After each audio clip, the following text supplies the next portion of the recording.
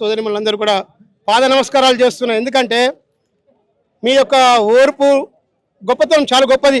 మహిళలు కూడా ఇక్కడ ఉన్నటువంటి మా కార్మిక సోదరులు కూడా మా సెక్రటరీ సాబ్ మా జేఏసీ నాయకత్వం కూడా టోటల్గా ఎంత ఎండల 10 రోజుల నుంచి కూడా పోయిన నెల నుంచి మళ్ళీ ఈ 10 రోజుల నుంచి కూడా కష్టపడి ఎంతో ఎండకు ఓర్చుకుంటూ కూడా వాళ్ళు ఇది చేసినా కానీ ఎంతమంది అధికారులు వాళ్ళను కష్టపెట్టినా ఏం చేసినా కానీ భయపడకుండా ఈ సమ్మకు సావో మరణమో లాస్ట్ ఇదే ఫస్ట్ ఇదే లాస్ట్ అనే ఆలోచనతో మేము 50 రోజులు స్ట్రైక్ చేసినప్పుడు మేము భయపడలే.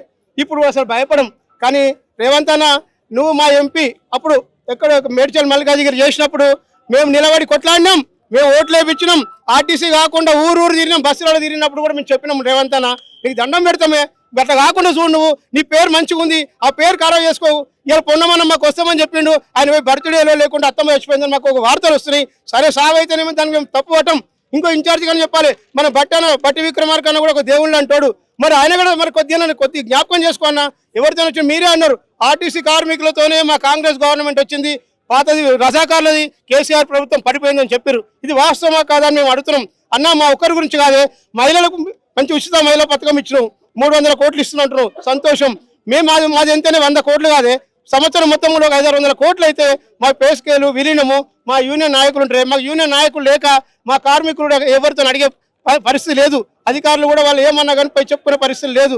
ఆబ్సెంట్ అయితే ఒక బాధ, ఇంక్రిమెంట్లు అయితే ఒక బాధ, చెకింగ్లో ఒక బాధ, మహాలక్ష్మి 0 టికెట్లు ఇస్తారు పాపం అనుకోకుండా కేసులు రాయాల్సి వస్తుంది. వాస్తవంగా కూడా ఇక్కడ మేము హైదరాబాద్ హెడ్ ఆఫీస్లో కూడా మా టీటీఆర్లు అందరం కూడా మేము అనుకొని 16 బ్రాంచులు మొత్తం 250 మంది టీటీఆర్ హెడ్ ఆఫీస్లో కూడా అందరు స్ట్రైక్లో మా జేఏసీ సోదరులకు అందరికీ మద్దతు ప్రకటించినాం.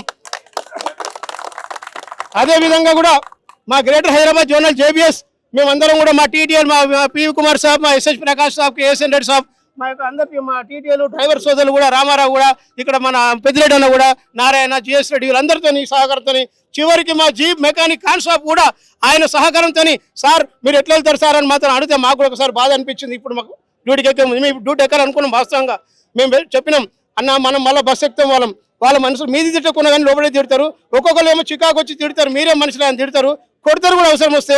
మనకి ఇది పద్ధతి కాదన్న, మనం కూడా వాళ్ళతో పాటు సమ్మెలో పాల్గొంటామని చెప్పేసి మేము ఇలా వాస్తవం కూడా అందరినీ తీసుకొని రావడం జరుగుతుంది. మీ యొక్క శ్రమకు కష్టపడడానికి మేము మద్దతు ఉంటాం, రాబోయే రోజులలో కూడా మేము మద్దతు ఉంటాం.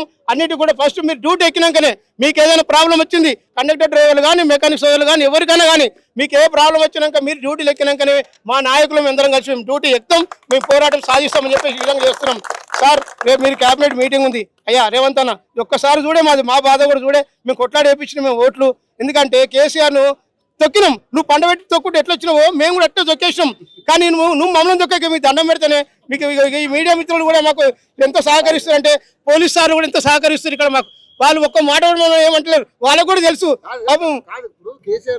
రేవంత్ రెడ్డి దగ్గర రూపాయలు లేదు అన్నాడు. అవును, అప్పులు చేసిన గత ప్రభుత్వం చేసిన అప్పుడుకి మీ మిత్రులు కడతాం అంటున్నారు. అవును, మరి ఎలా మీ సమస్యలు ఎలా తెస్తే 100 కోట్లు ఎక్కడి నుంచి తీసుకొస్తాడు అనుకుంటారు మీరు? సార్ మా ఆస్తులు 1,50,000 కోట్ల ఆస్తులు ఉన్నాయి సార్, లీజుకి ఇస్తారు. ఇంకా లీజుకి ఇచ్చినా గానీ మాకేం పర్వాలేదు సార్.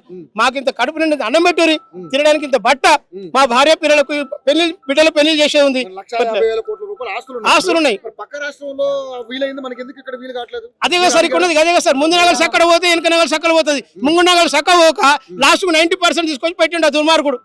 అది పెడితే అయిపోవు. మా రేవంత్ చేస్తాడు, ఇప్పుడు కూడా చేస్తాడు, నమ్మకం ఉంది. రేపు మీటింగ్ మేము ఇప్పుడు కూడా చెప్తున్నాం. గత ప్రభుత్వంలో దాదాపు 55 రోజులు చేశారు. అవును, దాదాపు 28 మంది చనిపోయారు. అవును, ఆత్మహత్యలు చేస్తారు. అవును, మరి ఇప్పుడు మళ్ళీ అదే పరిస్థితి తీసుకొస్తారా, లేకపోతే ఏంటి దాని మీద డిమాండ్ ఎలా ఉంది? మా రేవంత్ రానియడం నేను ఖచ్చితంగా అనుకుంటున్నాం. ఎందుకంటే నమ్మకం ఉంది ఆయన మీద, నమ్మకం ఉంది రేవంత్ మీద. రేవంత్ ఖచ్చితంగా మాటలు తప్పడు. ఇచ్చిన మాటలు ఏమి నిలబెట్టుకోలేదు మీరే అంటారు. లేదు, కొన్ని మాటలు నిలబెట్టుకోలేదు. రాంగ ఒక పేస్కేల్ చేసాం, సంతోషం, ఎక్కువ తక్కువ చేసాం. ఇప్పుడు ఏమంటున్నాం అంటే విలీనం కావాలంటున్నాం సార్. విలీనం వస్తే పేస్కేల్ ఆటోమేటిక్ వస్తాయి సార్. అదే కింద అధికారులు, కింద ఉన్నటువంటి వ్యవస్థ పొన్నమన్న అసలు వ్యక్తులు ఉంటే కాదు, అది ఆయనకు చేయాలని ఉంది. మన పొన్నం ప్రభాకర్ కి మీ ఆర్టీసీ మీద ఏమైనా అవగాహన ఉందనుకుంటారా? లేదు కాబట్టి ఇట్లా నడుస్తుంది సార్. ఒక ఒంటెద్దు నడుస్తుంది, ఒక బర్రెనేమో ఒక దున్నపోతు మంచిది, ఒక దున్నపోతు హుషారుగా ఉంది. ఏం చేస్తాం చెప్పండి? 2 దున్నపోతు చక్కగా ఉంటేనే నాగలు మంచిగా నడుస్తుంది. దాంట్లో పొడుస్తూ పోతుంది. గట్టుంది. త్వరలో అన్ని త్వరలోనే, అన్ని త్వరలో, మావి కూడా త్వరలోనే, మేము కూడా త్వరలో వెళ్ళిపోతాం. అవును, 27 నెలలు అవుతుంది. 27 నెలలు అవుతుంది దాదాపు 3,57,47,000 కోట్ల రూపాయలు అప్పు తెచ్చాను అంటున్నాడు. అవును. మన రాష్ట్రం నుంచి దాదాపుగా 18,500 కోట్లు ఆదాయం వస్తుంది అంటున్నారు. అవును. మరి ఈ డబ్బులన్నీ ఆడిపోతున్నాయి. ఎడిగిపోతుంది. మరి దాదాపుగా మీకు 400 కోట్లు ఇప్పటికి 8,000 కోట్లు అవును. ఆర్టీసీకి మేము ప్రభుత్వం నుంచి ఇచ్చామన్నారు. మరి అందులో 100 కోట్లు తీసి మీకు ఇచ్చిన మీ సమస్యలు తీరుతాయి కదా? తీరుతుంది. అక్కడ దాకా ఆయన చెప్పేవాళ్ళు సరిగా లేరు.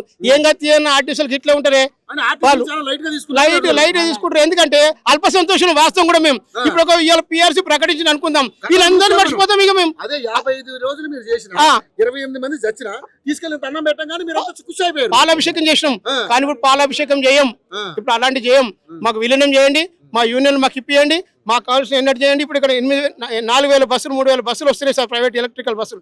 అంటే 8,000 మంది డ్రైవర్లు సోదరులు, మెకానిక్ సోదరులు ఇక్కడ నుంచి స్టేట్లో డిస్ట్రిక్ట్లలో పంపి అంటారు. వాళ్ళు ఏమంటారంటే వాళ్ళ పెళ్ళం పిల్లలు అంతా ఇక్కడ ఉన్నారు. వేరే దగ్గర పోయి 60 ఏళ్ళు వచ్చి బీపీ షుగర్ ఉన్నోడు ఉంటాడు సార్. డిస్ట్రిక్ట్లో పోతే హెచ్ఆర్ఏ తక్కువైపోతుంది. వాడు అక్కడికి ఏడ కట్టాలి, ఇక్కడ ఇల్లు ఈఎంఐ ఏడ కట్టాలి.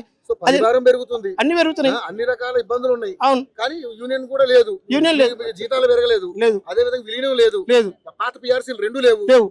ఎలా ఇక మళ్ళీ ఇంకోటి 2 ఏళ్ళు వస్తాయి, కొత్త పిఆర్సీ కూడా అయితే సార్ 3 పిఆర్సీలు వస్తాయి. ఎలక్షన్ ముందు గప్పుడు ఇస్తాడేమో మరి ఏమో తెలియదు.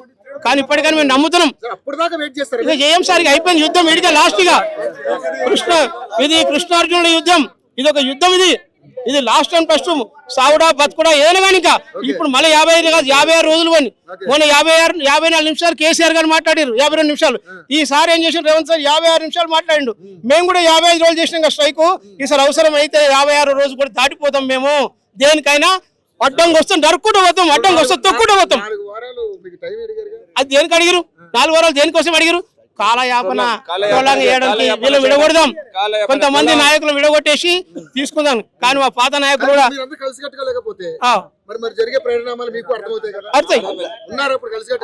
కలిసి కట్టుకున్నాం. మేము ఇస్తున్నాం, స్లోగన్ ఇస్తున్నాం.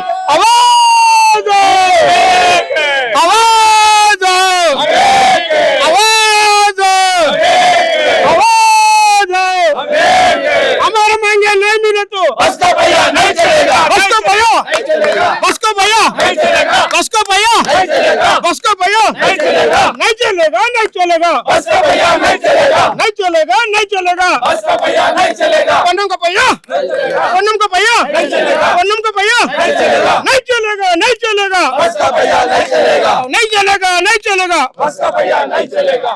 మీడియా మిత్రులు, ముఖ్యమంత్రి గారికి చేయాలని ఉంది కానీ మంత్రి వాళ్ళు అడ్డుకుంటున్నాడు అని అంటున్నారు. మంత్రికి అవగాహన లేదంటున్నారు. అవును. మరి ఇప్పుడు మంత్రిని మార్చకుండా మీ సమస్య ఎట్లా పరిష్కారం? మంత్రి మారుతాడు, అయినంత ఆయన మార్చుకున్నాడు. మంత్రి మార్చాల్సిన అవసరం లేదు. ఇలా బట్టి అయినా కూడా కోపం అవుతున్నాడు. మాకు ఇంటర్నల్ మాకు కూడా తెలుసు. ఏమో 9 ఐఏఎస్ పెట్టినావు, ఎండిని పంపించినావు. నీ డ్యూటీ ఏంది? నీ పాత్ర ఏంది? బీసీ నాయకునివి, బీసీ సంక్షేమ శాఖ మంత్రి, ట్రాన్స్పోర్ట్ మినిస్టర్. నువ్వు ఎందుకు లేవు? నువ్వు ఉండాలి కదా. నువ్వు లేకపోతే వాళ్ళు వనోధైర్యం వస్తాయి ఉంటుందా? పెళ్లి పెద్దలు లేకపోతే పిల్లలకి ఏం ధైర్యం ఉంటుంది సార్? ఉండదు కదా. అదే ఇలా జరగబోతుంది చర్చ ఇంటర్నల్ గా. రేపు కేబినెట్ మీటింగ్ లో ఆర్టీసీ ప్రభుత్వం విలీనం జరుగుతుంది. కొంచెం టైం తీసుకుంటారా, లేకుంటే ఏది ప్రకటిస్తారు. 2 పిఆర్సీలు కూడా ఇస్తారని ఆశతో ఉన్నాం మేము. నిన్న రైతులకి 5,700 కోట్లు వేసారు. అవును. సో మరి ఆర్టీసీ కూడా ఎంతో కొంత ఇవ్వాలి. అదే కదా సార్ అడుగుతున్నాం సార్. సార్ మేము గాంధీ తాతలని అడుగుతున్నాం సార్. రైతులు మనకు ముఖ్యమే. అవును సార్. ఆర్టీసీ కూడా ముఖ్యమే. అవును సార్. అన్ని శాస్త్రాలు అవును. అవును. మేము కూడా గాంధీ మార్గం అనుభవిస్తున్నాం సార్, అనుసరిస్తున్నాం. ఎందుకంటే ఆ మార్గంలో ఈ చెంపతో ఇట్లా కొడితే ఇంకో చంపిస్తున్నాం సార్. ఇక్కడ కూడా మాకేమైనా ఇప్పుడు తప్పు చేసి ఉంటాయి సార్. కానీ మాకు ఓపిక ఎక్కువ సార్. ఆర్టీసీకి చాలా ఓపిక ఎక్కువ సార్. మాకు ఓపిక ఎక్కువ. మా నాయకులకు కానీ మాకు కానీ మా పిల్లలందరూ కూడా ఓపిక ఎక్కువ సార్. ఆ ఓపికని పరీక్షిస్తుంటే కష్టం అవుతుంది. పిల్లి లేచి రూమ్ లేచి కొడితే పూల్ అవుతుంది సార్. కాకపోతే మేము చెప్పం పులి సార్. ఎప్పుడు పూలే, అప్పుడు పూలే. చంద్రబాబు నాయుడు పీరియడ్ అప్పటి నుంచి పులి కాలేదా సార్? కేసీఆర్ ఇప్పుడు పులి కాలేదా సార్? రేవంత్ అన్న నేను కూడా ఇప్పుడు ఫుల్ అవుతామే. నువ్వెప్పుడు బుల్లెట్ మీద వచ్చినావు, మా అన్న స్ట్రైక్ లో వచ్చినావు, స్టేడియం లో చెప్పినావు అన్న. ఎక్కడన్నా అప్పుడు గద్దె లేదు, ఇప్పుడు గద్దె వచ్చింది కదా. ఇప్పుడు గద్దె పక్క పెట్టన్నా. మా ఆర్టీసీ రేపు జిహెచ్ఎంసీ ఎలక్షన్ ఉంటాయి, ఎంపీటీసీ ఎలక్షన్ ఉంటాయి, పరిషత్ ఎలక్షన్ ఉంటాయి. కాబట్టి దాన్ని కూడా మేము అందరూ ఫుల్ సపోర్ట్ ఉంటాం సార్. అవును సార్.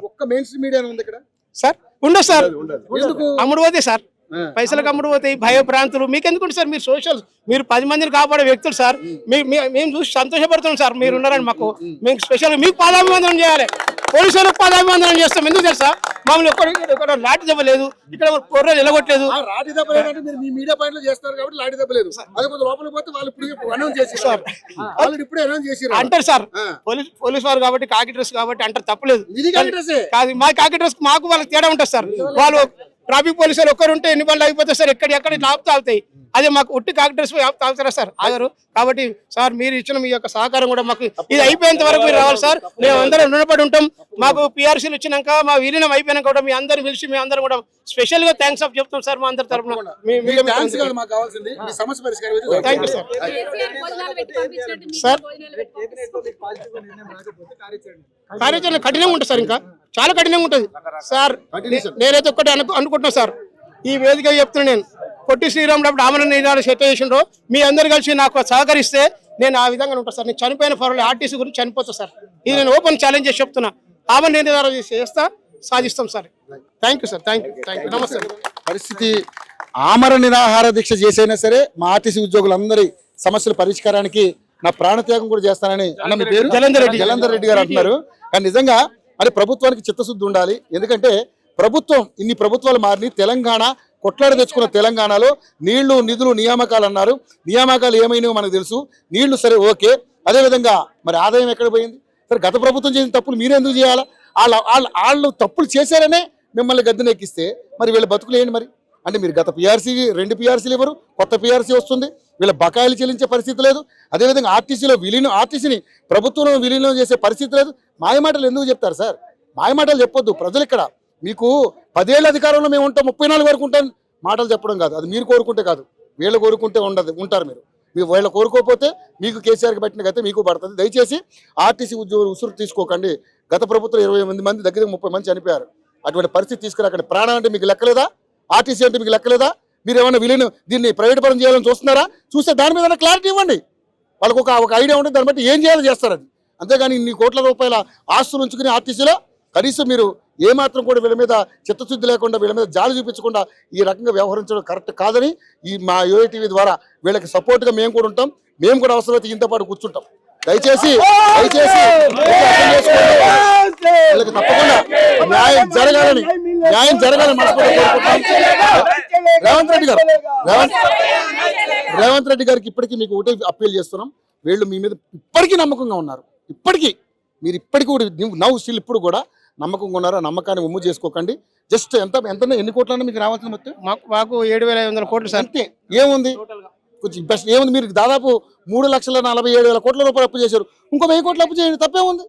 చేసే అప్పులు అలాగే చేస్తున్నారు కదా, చేసి ఇచ్చేసేయండి. వీళ్ళకి న్యాయమైన కోరిక, బస్సు చక్రం తిరగాలి, తెలంగాణ ఆర్టీసీని కాపాడండి. దయచేసి అందరి తరపున మేము కూడా అప్పీల్ చేస్తున్నాం. Over to studio.